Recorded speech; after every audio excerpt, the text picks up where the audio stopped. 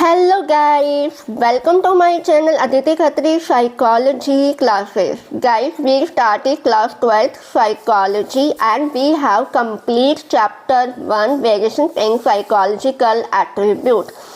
So in the last video, we have discussed some objective type question of chapter 1 Variations in Psychological Attribute. Today in this video, we will be discuss NCERT question review. So guys, stay tuned with my video till end and please don't forget like, share, comment and subscribe my channel. So let's start my video. So here is first question is psychologist characterized and define intelligence. कि psychologist intelligence को कैसे define करते हैं, कैसे उनको characterize करते हैं.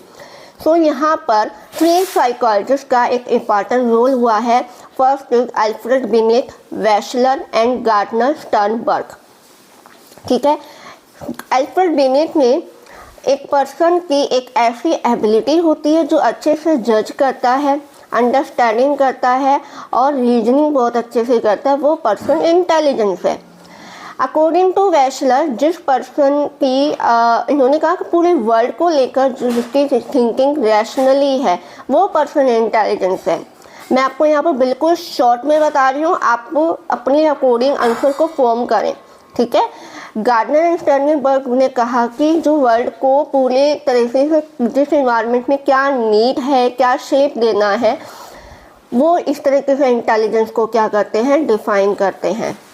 ठीक है. अगर आपके एग्ज़ाम पे में ये वाला क्वेश्चन आता है, अगर वेरी शॉर्ट में आता है कि डिफाइन इंटेलिजेंस, तो आप अपने अकॉर्डिंग किसी भी साइकोलॉजिस्ट की डेफिनेशन लिख देना, बट उस डेफिनेशन में कोई चेंज मत करना. अगर ये एनसीईआरटी क्वेश्चन में 4 मार्क्स में आता है तो आप अपने अकॉर्डिंग अल्फ्रेड बिनेट, वेशलर और गार्डनर की थोड़ी थोड़ी डेफिनेशन बता देना. Clear. So first question is clear यहाँ पे. Second question is to what is our intelligence the result of heredity, nature and environment, nurture. आपको डिस्कस करना है. ठीक है, कि हमारी इंटेलिजेंस का क्या एक्सटेंट है जिसका रिजल्ट हेरिडिटी और या उसका इन्वायरमेंट है, आपको वो डिस्कस करना है.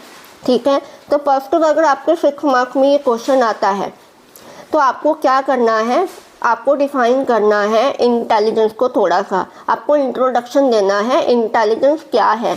आप अपने अकॉर्डिंग कोई भी डेफिनेशन लिख सकते हो अकॉर्डिंग टू योर साइकोलॉजिस्ट. ठीक है. उसके बाद आपको बताना है interplay of nature and nurture का, कि नेचर और नर्चर का क्या इम्पॉर्टेंट रोल प्ले करते हैं हमारे इंटेलिजेंस में. नेचर का क्या है और नर्चर का क्या है. आपको क्या करना है, एग्जांपल्स देने हैं. ठीक है. डेटा को आपको एक डेटा मिलेगा आपको बुक में, स्टडी किया हुआ साइकोलॉजिस्ट का, वो आपको उसमें ऐड ऑन करना है. क्लियर. आपको क्या बताना है, फिर से रिपीट कर रही हूँ मैं, हेरिडिटी और इन्वायरमेंट का आपको रोल बताना है. ठीक है. हमारे इंटेलिजेंस में क्या रोल है, उसका क्या एक्सटेंट है. ठीक है, वो आपको डिस्कस करना है. क्लियर.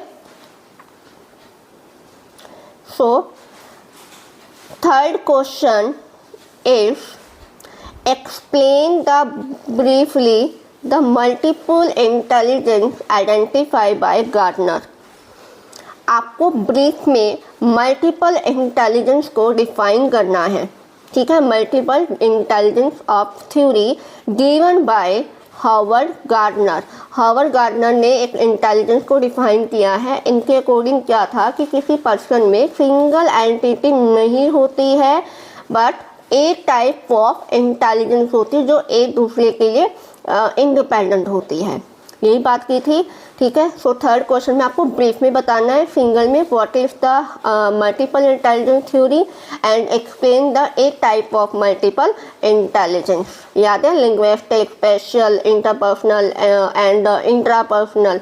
ये एक टाइप ऑफ इंटेलिजेंस आपको 1 लाइन में या 2 लाइन में आपको डिफाइन करना है.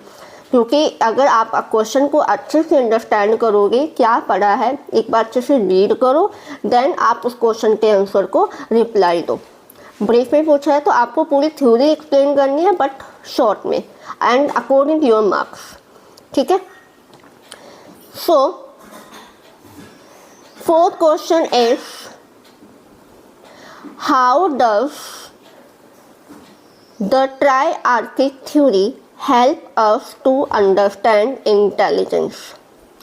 अब आपको यहाँ बताना है कि ट्राइआर्किक थ्योरी को हम कैसे समझते हैं और कैसे हमारे इंटेलिजेंस में वो हेल्प करती है, ठीक है। Who was given by triarchic theory? Robert Sternberg ने 1985 में थ्योरी दी थी। गाइस मैंने इसकी एक शॉर्ट वीडियो बनाई है आपकी थ्योरीज ऑफ इंटेलिजेंस की, किसने थ्योरी कब और किसने दी थी, ठीक है। आप मेरे शॉर्ट वीडियो में जाके देख सकते हो, ठीक है। आपको भी ऐसे नोट्स बनाने हैं वेरी शॉर्ट में, जब आप एग्ज़ाम के पॉइंट ऑफ व्यू से रिवाइज करो तो आपको वो चीज़ें याद रहे। क्लियर? ट्राइआर्किक थ्योरी रॉबर्ट स्टर्नबर्ग कह देते हैं और वो क्या देते हैं, होलिस्टिक वे में थ्योरी देते हैं, है ना। वो 3 टाइप्स ऑफ इंटेलिजेंस बताते हैं, राइट, याद है, वो आपको पूरी एक्सप्लेन करनी है। क्लियर? थर्ड क्वेश्चन हो गया, फोर्थ क्वेश्चन हो गया एंड फिफ्थ क्वेश्चन क्या है? An intellectual activity involves the independent functioning of 3 neurological systems. Explain the reference to past model. कोई 3 इंटेलेक्चुअल एक्टिविटी जो इंडिपेंडेंटली फंक्शन करते हैं हमारे न्यूरोलॉजिकल सिस्टम में, उसे हम पास्ट मॉडल कहते हैं, राइट। पास्ट मॉडल को आपको यहाँ एक्सप्लेन करना है। क्लियर? जो कि किसने दिया था? JP Das, Jack Naglieri and किर्बे ने 1994 में आपको ये मॉडल एक्सप्लेन करना है। 3 न्यूरोलॉजिकल सिस्टम कौन से हैं? अराउजल या अटेंशन। जब भी हम कोई भी एक वर्क करना चाहते हैं उसके लिए हम अराउज होते हैं। Then simultaneous and successive processing, कि हम किस तरीके से सीरीज होल्डर में और रैंडमली चीज़ों को प्रोसेस करते हैं। एंड थर्ड इज प्लानिंग, आप कैसे किसी काम को कर रहे हो, कोई भी इंफॉर्मेशन या आपका कोई भी वर्क है तो आप उसको किस तरीके से उसको प्लान कर रहे हो। ये 3 न्यूरोलॉजिकल क्या है हमारे सिस्टम है। क्लियर? ये आपको पूरा डिफाइन करना है। सो ये थ्योरी हमारी पास्ट मॉडल जो कि दिया है JP Das, Jack Naglieri and Kirby 1994 में। Clear? So 6th question is are there cultural differences in the conceptualization of intelligence? क्या कल्चर डिफरेंसेस होते हैं in the conceptualisation of intelligence? Clear? First of all आपको question का answer देना है, क्या culture differences है? Yes, answer is yes. Culture, yes, there is a cultural differences in the conceptualization of intelligence. तो आपको डिफाइन करना है, बताना है what is the technology intelligence या technology advanced society, and second is बताना है integral intelligence. क्लियर? कि आपको बताना है कि जो भी टेक्नोलॉजी एडवांस सोसाइटी है वो कहते हैं खुद से आप काम कम करो और आप टेक्नोलॉजी चीज़ों को ज़्यादा आप उनको यूज़ करो, है ना। यहाँ पे 2 साइकोलॉजिस्ट का इम्पॉर्टेंट रोल रहा था, कौन सा? वाइगोट्स्की का और स्टर्नबर्ग, राइट। इन दोनों का कंट्रीब्यूशन रहा है टेक्नोलॉजिकल एडवांसमेंट इन चीज़ों में, कल्चरल इंटेलिजेंस के अंदर, ठीक है। सेकेंड इज आते हैं हमारे इंटीग्रल इंटेलिजेंस के। इंडिया की ट्रेडिशन के अंदर जो भी इंटेलिजेंस होती है जिसकी स्टडी की जाती है वो इंटीग्रल इंटेलिजेंस होती है। ये किस चीज़ की बात करते हैं कि हम कॉग्निटिव भी और नॉन कॉग्निटिव दोनों पर्सपेक्टिव की हम बात करेंगे, तब हम इंटेलिजेंस को समझ पाएंगे कल्चरल इंटेलिजेंस क्या इंपॉर्टेंट रोल प्ले करते हैं। क्लियर?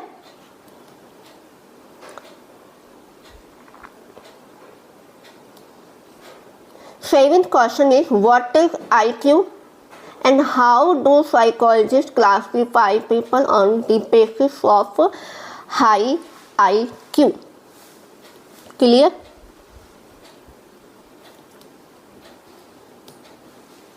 अब यहाँ पे बताना है who gave the concept of IQ. So your answer is William stern 1912 में ये IQ का कंसेप्ट देते हैं, ठीक है, 1912 में। ये आपका MCQ में भी पूछ लें। सेकंड क्वेश्चन कहते हैं how to classify people on the basis of IQ score, कि साइकोलॉजिस्ट कैसे IQ स्कोर को क्लासीफाई करते हैं कि जिन पीपल का कहाँ पे क्या स्कोर लाई कर रहा है। तो एक उन्होंने क्या फॉर्मूला दिया IQ का। IQ पहले क्या डिफाइन करेंगे, IQ is equal to MA/CA into 100। Sorry यहाँ पे इंटू आएगा, ठीक है, MA/CA इंटू 100 आएगा। बाई मिस्टेक यहाँ पे प्लस लग गया है, ठीक है, टाइपिंग में कुछ हो जाता है गड़बड़, ठीक है। विलियम स्टर्न 1912 में ये IQ का कंसेप्ट देते हैं and he explain the MA/CA into 100, एक फॉर्मूला देते हैं। और साइकोलॉजिस्ट कैसे क्लासीफाई करेंगे, एक नॉर्मल कर्व बनाते हैं जो बेल शेप्ड में होता है, और जो पीपल इस कैटेगरी में आ रहे हैं वो पर्सन क्या है, जिनका IQ लेवल ज़्यादा है, ठीक है, जिनका IQ लेवल क्या है, ज़्यादा है। जो एक साइड पर्सन आ रहे हैं जिनका IQ बिलो मतलब 100 से कम है, एवरेज से कम आ रहा है। क्लियर? तो यहाँ पे हमारा 7 क्वेश्चन भी कवर हो जाता है। Question number 8, how can you differentiate between verbal performance test on intelligence. आपको वर्बल टेस्ट में और परफॉर्मेंस टेस्ट में डिफ्रेंशिएट करना है। तो फर्स्ट ऑफ ऑल को अगर लॉन्ग क्वेश्चन आता है तो आपको बताना है व्हाट इज इंटेलिजेंस, ठीक है। एंड सेकेंड आपसे क्वेश्चन पूछा गया है कि वर्बल और परफॉर्मेंस टेस्ट कौन कौन से होते हैं।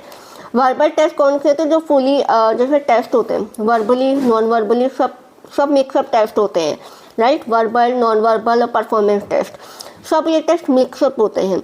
वर्बल टेस्ट कौन से पर्सन अप्लाई कर सकते हैं, only literate people verbal test को कर सकते हैं। बुक के अंदर आपके मेंशन किए गए हैं वर्बल टेस्ट कौन से हैं और परफॉर्मेंस टेस्ट कौन कौन से होते हैं, कौन से टेस्ट कहाँ डेवलप किए गए हैं, किस साइकोलॉजिस्ट ने किए हैं। ये सारी चीज़ें आपको इस क्वेश्चन के आंसर में लिखनी है। क्लियर?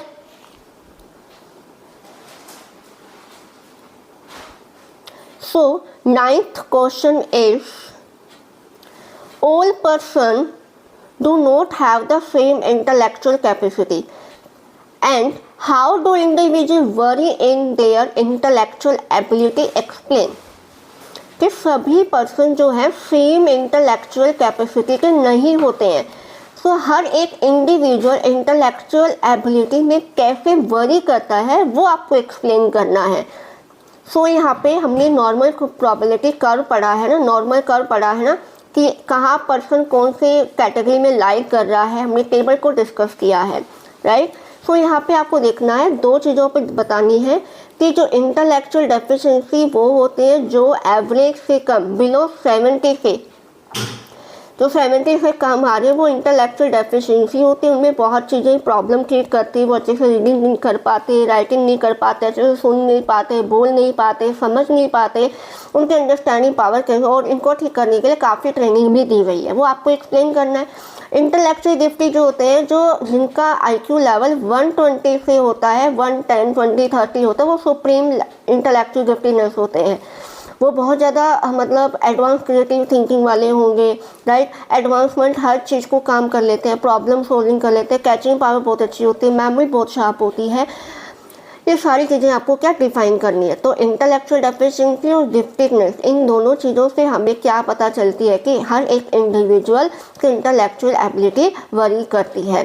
कैसे करती है, हम IQ स्कोर निकालेंगे। IQ स्कोर का फॉर्मूला क्या है हमारा, IQ is equal to MA/CA into 100।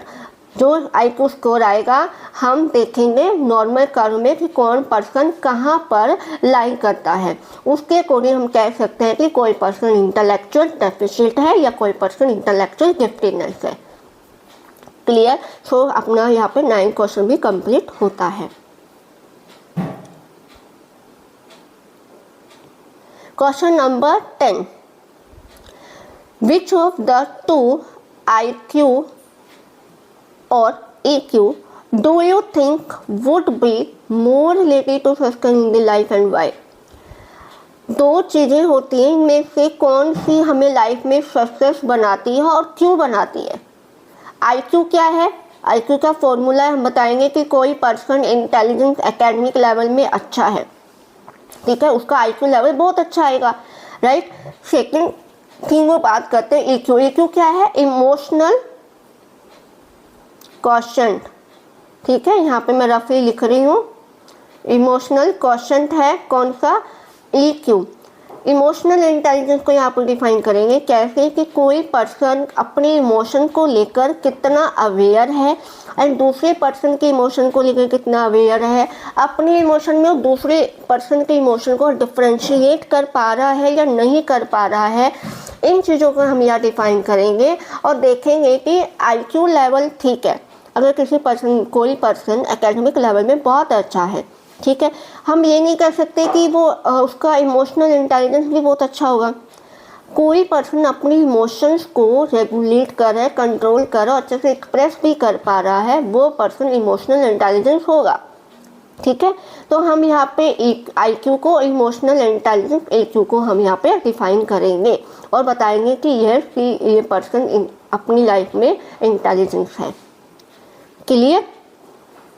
So question number 11, how is aptitude different from interest and intelligence, how is aptitude major?